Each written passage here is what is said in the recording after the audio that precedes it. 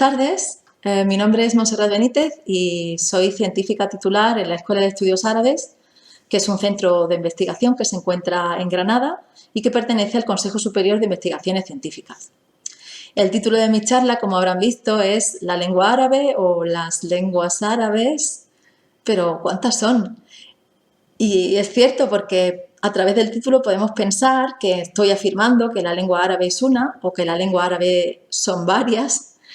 Así que voy a tratar de explicar cuál es el kit de la cuestión. Para eso voy a empezar explicando un concepto que es la diglosia. La diglosia es un fenómeno lingüístico que afecta a la práctica totalidad de lenguas del planeta. Consiste en la convivencia entre dos o más lenguas o dos o más variedades de lengua que conviven dentro, como digo, dentro de una misma comunidad de hablantes. Se caracteriza también por un cierto desequilibrio entre esas variedades o lenguas, de tal manera que tendríamos una prestigiosa lengua de cultura, lengua oficial incluso podría llegar a ser, frente a otra u otras que podrían ser cotidianas, orales, etc. Esto, como les digo, no solamente ocurre en árabe, ocurre también en otras lenguas. De hecho, el español está afectado también por este fenómeno. Tenemos por un lado la Real Academia de la Lengua, que nos dice cómo debemos utilizar el español y describe los usos normativos, estándares de esta lengua nuestra que es oficial en nuestro país y en muchos otros países. Pero por otro lado también tenemos variedades locales en las que todos nos hemos socializado y que nos son más cercanas. De hecho, si yo quiero decirle a alguien que le quiero mucho, en español estándar le diré te quiero mucho, pero quizá en mi variedad nativa diré algo más parecido a te quiero un hartá. Y es igualmente correcto, es simplemente no estándar o no oficial. Otra lengua que podría estar afectada por este fenómeno de la diglosia es el chino. Por un lado tendríamos el mandarín, que es la versión oficial del chino, que es la lengua prestigiosa, que se adquiere a través del conocimiento formal, y por otro tendríamos los distintos dialectos del país. O incluso entre dos lenguas, como les decía, por un lado, volvemos al español, tendríamos el español lengua oficial en muchos países de Hispanoamérica, que convive con lenguas locales, con las lenguas amerindias. De tal manera que tenemos esa lengua oficial de nuevo, junto a, por ejemplo, el mapuche o mapudungún, que sería una lengua local, no oficial, que transmite la cultura local, pero que no tiene ese estatus de oficialidad. Si volvemos al árabe, entonces, ¿a qué estamos llamando lengua árabe? Bueno, pues la lengua árabe es, como saben, una lengua semítica que también estaría dividida en este tipo de variedades, ¿no? Estas variedades de las que les estoy hablando, una lengua oficial, que se transmite por escrito, etcétera, frente a lenguas orales o variedades orales que estarían repartidas por el mundo arabófono.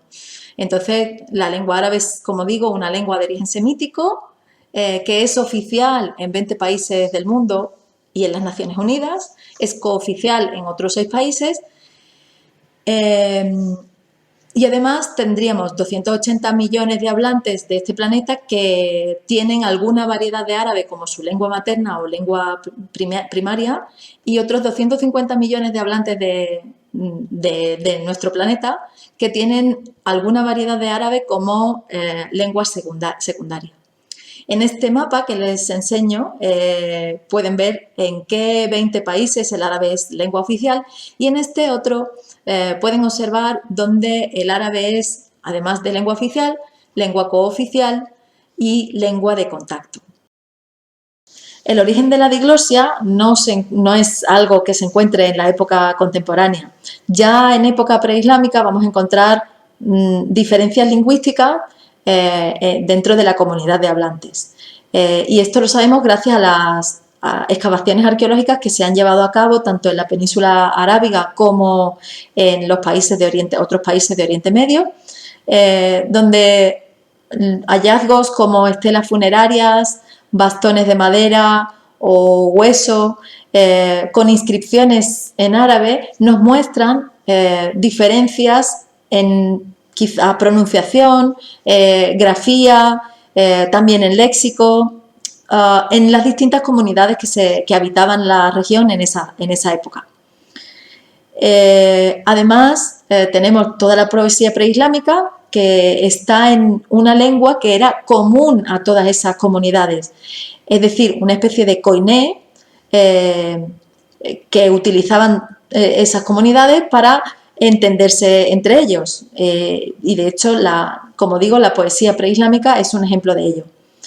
En el momento de la revelación coránica, esta se produce precisamente en esa lengua común, y cuando se produce la expansión del Islam, va acompañado también, obviamente, de una expansión lingüística, y las tribus árabes que salen de la zona, ¿no?, como les digo, de la península arábiga y el creciente fértil hacia oriente y hacia occidente, van a llevar consigo tanto la lengua de la revelación coránica, esa lengua, esa koiné, esa lengua común a todas las comunidades, como las variedades orales características de cada una de ellas.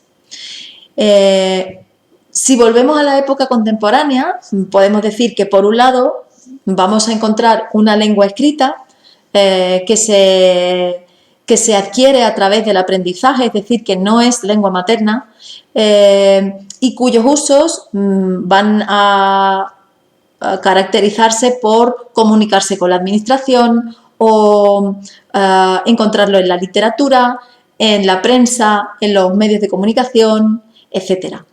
Y frente a ello tendremos un conjunto de variedades que utilizamos de una forma más cotidiana, que esta vez sí son lenguas maternas y que van a estar caracterizadas por la variación geográfica. Es decir, probablemente vamos a encontrar diferencias entre lo que se habla en Egipto y lo que se habla en Marruecos, pero también entre lo que se habla en el norte de Egipto, en la capital, o en el sur de Egipto. Esto, de nuevo, no es una excepción del árabe. También en español tenemos esta variación geográfica.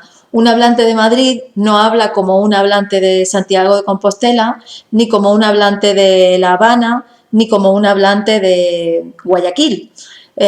Por lo tanto, es algo común, de nuevo, a todas las lenguas, esta variación geográfica.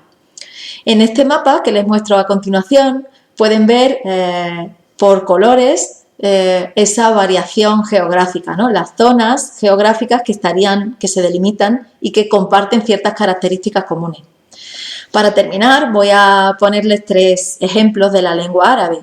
Tendríamos, en primer lugar, la palabra abuelo, que se dice jed, y que prácticamente la totalidad del mundo árabe va a decirse con la misma raíz, y habrá diferencias más bien en la pronunciación. Algunos pronunciarán algo más parecido a jid y otros pronunciarán algo más parecido a jed, pero será prácticamente la misma palabra para todos.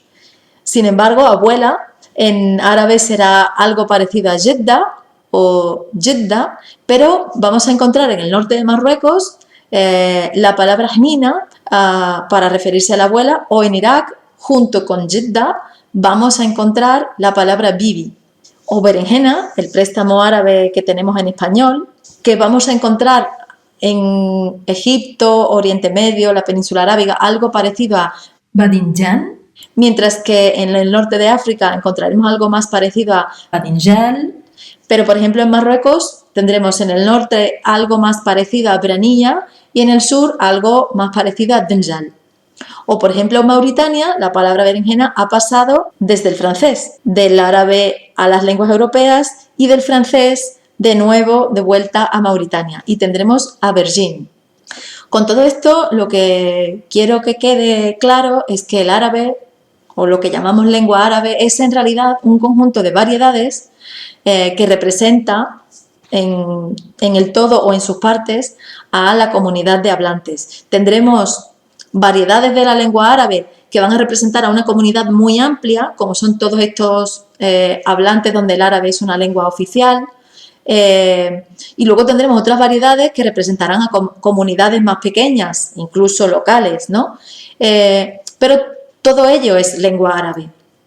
Espero haber explicado claramente a lo que nos referimos con lengua árabe y si quieren pueden dejar sus comentarios, preguntas, dudas, observaciones en los comentarios y trataré de responderles lo antes posible.